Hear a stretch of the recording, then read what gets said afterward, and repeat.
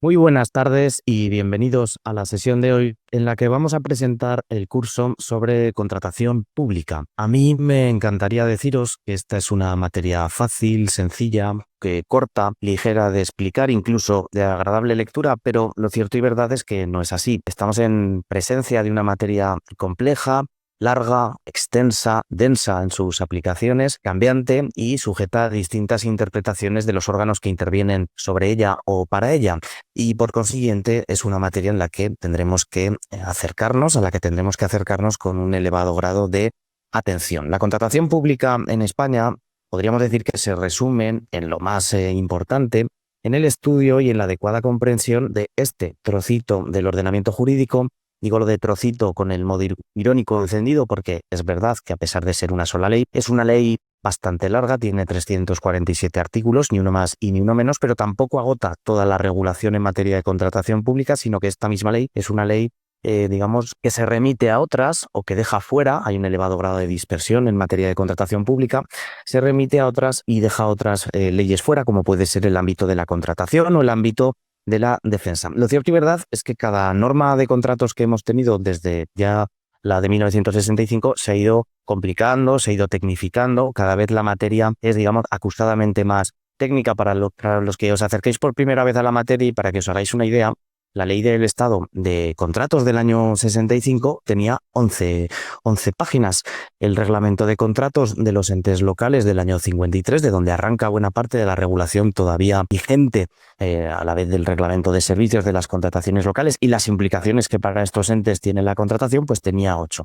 Esto ha ido, digamos, increciendo en las últimas décadas, especialmente a través del impulso y del influjo de la normativa comunitaria, porque ya sabéis que la materia de contratación pública es una normativa fuertemente condicionada, ¿verdad?, por la, digamos, presencia o la inserción de España en el año 86 en las comunidades europeas, a partir del año 92 en la Unión Europea. Por tanto, las directivas son una constante fuente de influencia, de condicionamiento en la legislación de los Estados miembros y también de España, ¿de acuerdo? Las que tenemos hoy presentes son las directivas del año 2014, las directivas llamadas de cuarta generación, que son las que han sido transpuestas, digamos, a través de esta ley que tenéis en pantalla. La ley del año, cuando se plantea el estudio de esta materia, que insisto, es una materia importante a nivel económico, a nivel país, a nivel estratégico y por supuesto a nivel oposición, acaso sea lo que más os interese, es una materia que cuando la gente termina la universidad, la carrera de Derecho especialmente, pues uno se pregunta por qué realmente sabemos tan poquito de contratos públicos, tenemos tan poca idea sobre contratación pública.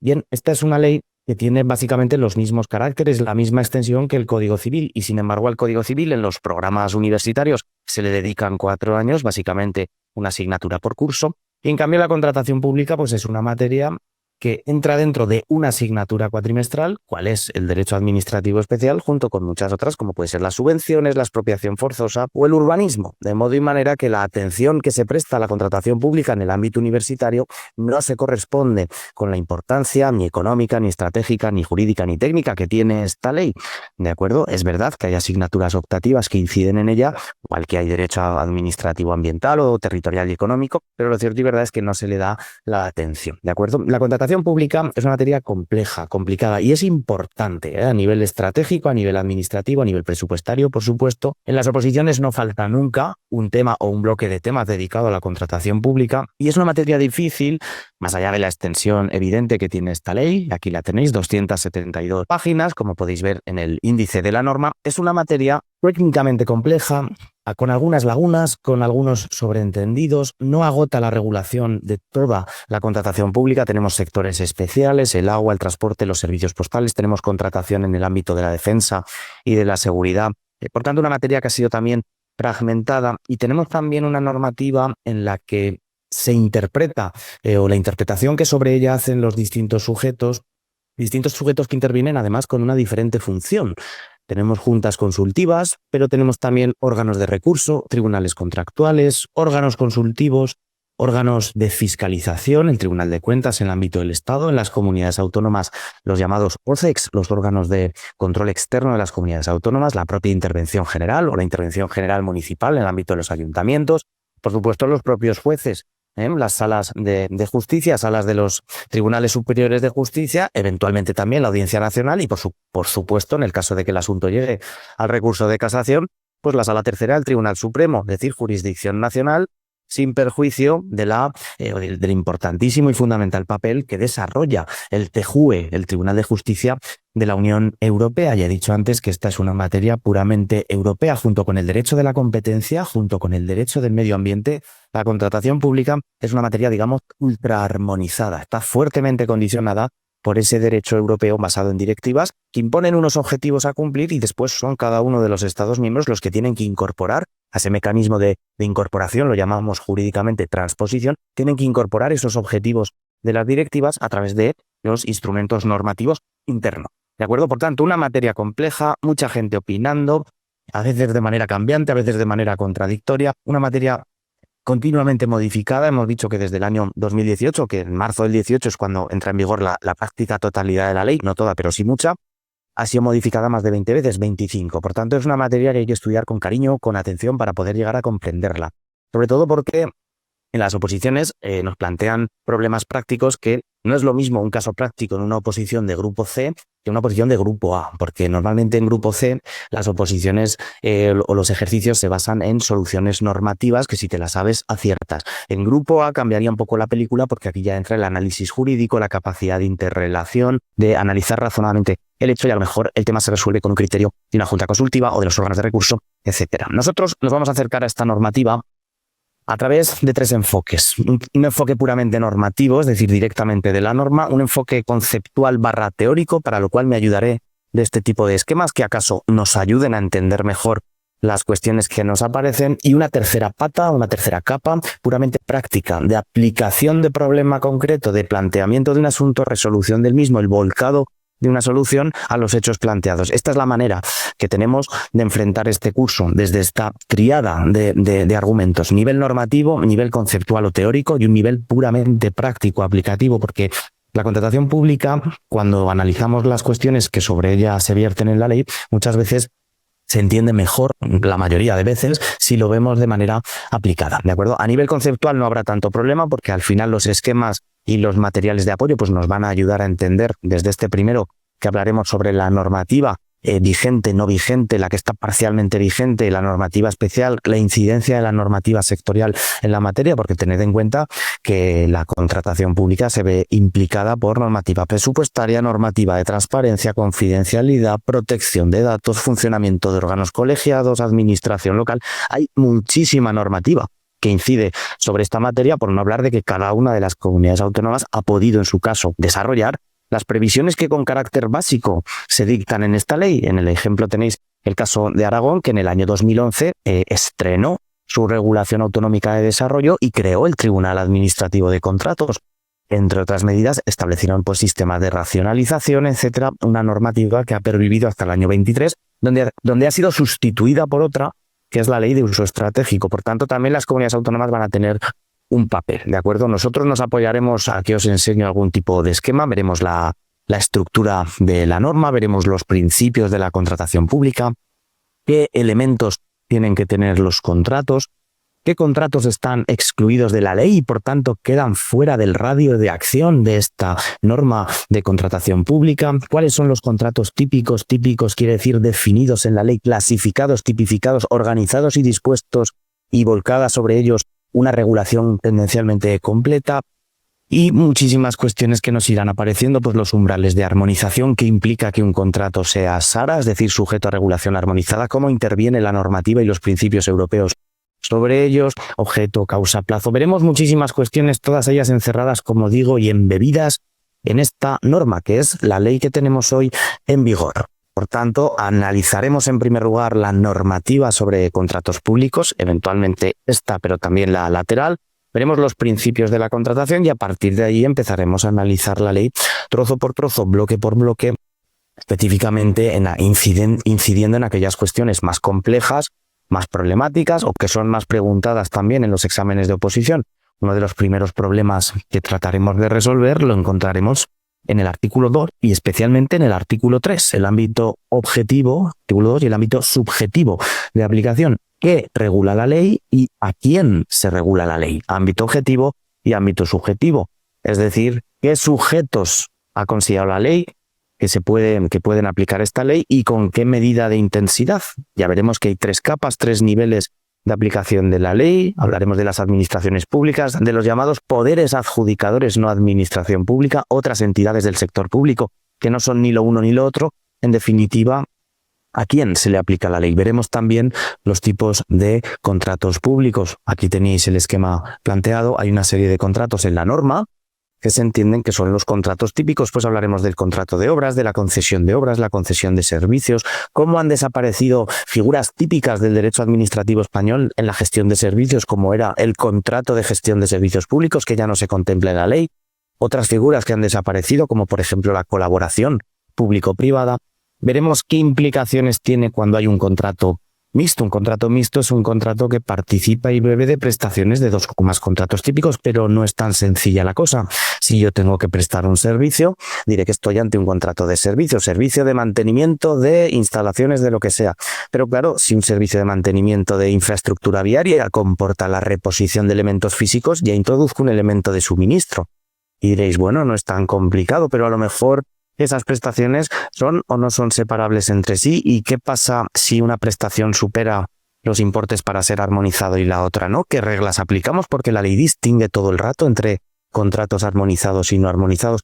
Por tanto, veremos cuestiones problemáticas de todo tipo. Veremos también que hay una serie de negocios que son estos de aquí, que en principio quedan fuera. A destacar las relaciones que tienen que ver con el ámbito del dominio público. El ámbito del dominio público me refiero a las autorizaciones de maniales, concesiones de maniales, títulos autorizatorios de uso privativo o especial del dominio público, sea estatal, autonómico o local, y que quedarían remitidas a la ley de patrimonio y, por supuesto, a la legislación patrimonial de cada administración, al texto de la ley de patrimonio de la Comunidad Autónoma de Aragón, reglamento de bienes y servicios de las entidades locales, normativa propia de cada comunidad, etcétera. ¿De acuerdo? Por tanto, son muchas las cuestiones que vamos a ver. La sistemática que vamos a seguir es fundamentalmente el orden de la norma. Cuando hablemos de los tipos de contratos, hablaremos de cómo se perfecciona un contrato, qué pasa cuando un contrato es inválido, cuando no se han seguido las reglas que disciplinan su preparación, su adjudicación, cuál es el régimen de invalidez. Aquí introduciremos un elemento esencial que es el llamado recurso especial en materia de contratación, que es un mecanismo de combate gratuito para algunos, gratuito y previsto para algunos tipos de contratos y en función de algunos importes o algunos actos de algunos importes, y que tienen una regulación bastante detallada en la norma. El recurso especial es objeto de conocimiento por parte de estos órganos de recurso de los que os hablaba al principio. Veremos las partes en el contrato, quién puede intervenir y quién no, quién es el órgano de contratación, qué son las mesas de contratación, quiénes son los licitadores, la figura del adjudicatario, el licitador que resulta finalmente elegido. Veremos todas las cuestiones relativas a la aptitud, a la capacidad, a la solvencia, por ejemplo, todo aquello que impide contratar a un empresario, persona física o jurídica, con la administración, las prohibiciones de contratar. Veremos todo el tema económico y cuantificativo, el perfil de los presupuestos de licitación, presupuesto base, valor estimado, precio de contrato, las reglas de cálculo de ese precio, si se puede revisar o no el precio, qué garantías se exigen a los contratistas, y luego ya nos meteremos en todo lo que es la parte procedimental, preparación de los contratos con los expedientes de preparación, los pliegos, la especialidad del contrato menor y todo lo que tiene que ver con la adjudicación. La adjudicación es la parte central de la contratación pública. La adjudicación es la selección del contratista. De aquellos licitadores que se han presentado, elegimos al que consideramos mejor en función de los criterios que el pliego ha establecido para cada contrato. ¿De acuerdo? Veremos que hay una serie de procedimientos, entre los cuales destacan el procedimiento abierto y el abierto simplificado por utilización, pero tenemos otros, el restringido, el negociado. Veremos cómo se formaliza todo eso, cómo se formaliza el contrato. Hablaremos de qué implicaciones tiene la administración electrónica en el ámbito de la contratación pública, cómo hay que publicar, qué anuncios, en qué sitios, qué es esto del perfil del contratante, la plataforma de contratación, el registro de licitadores, cuestiones, digamos, relativas a la publicidad de la información. Hablaremos también de las técnicas de, digamos, racionalización, que son específicas, acuerdos marcos, sistemas dinámicos, las centrales de contratación, etcétera. Y luego, durante la parte de la ejecución del contrato, lo que se llaman efectos, cumplimiento y extinción, pues hablaremos de cómo es el desarrollo de esta parte, qué prerrogativas tiene la administración a la hora de interpretar un contrato, de modificarlo, de suspenderlo, de requerir información, de de ejercer potestades administrativas sobre un particular que en contratación privada nos están prohibidas. Yo no puedo forzar a un tercero como contrato privado a hacer algo que no desea o que no está previsto. Y sin embargo, la administración, al servicio de estos intereses públicos que tiene encomendados, pues se ve reconocida por la ley en unas capacidades que son exorbitantes del derecho privado. Tiene posibilidades de actuación que la contratación privada son totalmente desconocidas. Veremos puntos concretos y conflictivos como puede ser todo el asunto del reequilibrio económico de los contratos, cuando se rompe ese equilibrio, qué soluciones nos da la ley, el tema de los daños en la ejecución de contratos, que esto está muy vinculado con la responsabilidad patrimonial, la responsabilidad del contratista por daños producidos a terceros durante la ejecución de un contrato público, cómo incide el principio de riesgo y ventura en todo esto. En el ámbito local, por supuesto, hablaremos de la contratación y de las especialidades de los entes locales que reparten o se concentran mejor en las disposiciones adicionales segunda y tercera. Y luego, pues, veremos también cuestiones que sobre la materia contractual, a pesar de estar fuera normativamente, van a incidir de plano. Pues, ¿qué normativa nos puede implicar? Normativa presupuestaria, subvencional, normativa de transparencia, normativa de derecho de la competencia, normativa de protección de datos, toda la parte de derecho procesal, todo lo que tiene que ver con el control jurisdiccional de la contratación pública, porque si yo soy un licitador y no estoy de acuerdo con la adjudicación y quiero discutir, tengo que poder hacerlo. Bueno, a la discusión en derecho administrativo le llamamos recurso. Ya hemos visto antes que hay un recurso especial, pero por supuesto la última vía, la última puerta a la que puede llamar el licitador va a ser sin duda a la vía jurisdiccional contencioso administrativo cuando se trate de un contrato sujeto, digamos, contrato administrativo, por así decirlo, porque en los privados el orden competente es el orden civil. ¿De acuerdo? Tema específico de servicios a las personas, todo el tema de la acción concertada no contractual, presuntamente no contractual, que llevan a cabo las comunidades autónomas, que también ha dado lugar a pronunciamientos judiciales interesantes. Estoy pensando fundamentalmente en la acción concertada, servicios a las personas, y también tocaremos, aunque de manera muy lateral, la contratación en los llamados sectores especiales, ¿de acuerdo? En el agua, la energía, los transportes, los servicios postales, este tipo de sectores que en principio quedan fuera del radio de acción, aunque no del todo, de esta ley. Aquí tenemos una serie de normativa. Si veis, el Real Decreto Ley 3/2020 es el que regula ahora mismo los sectores especiales en sustitución de la anterior ley que databa del año 2007, y en el ámbito de la defensa y la seguridad sigue, al menos hasta la fecha, vigente esta ley 24/2011, ¿de acuerdo? La normativa en contratación pública que más nos interesa, insisto, por aclarar, es la ley de contratos del sector público, es, digamos, el sustrato común, la centralización, digamos, de la normativa la encontramos aquí sin perjuicio de esa otra dispersión. Pudiera parecer esto una expresión contradictoria, pero no lo es. Es una cosa y además la otra. Hay una vocación de centralización, pero todavía perviven normas que o regulan contratación especial o que inciden en ella, la protección de datos, la transparencia, etcétera. En España no lo tenemos todavía un, digamos, verdadero código de los contratos públicos, sino que tenemos que ir tocando las teclas en función de lo que nos interese, ¿de acuerdo? Este marco normativo, insisto, encuentra su fundamento en las directivas europeas.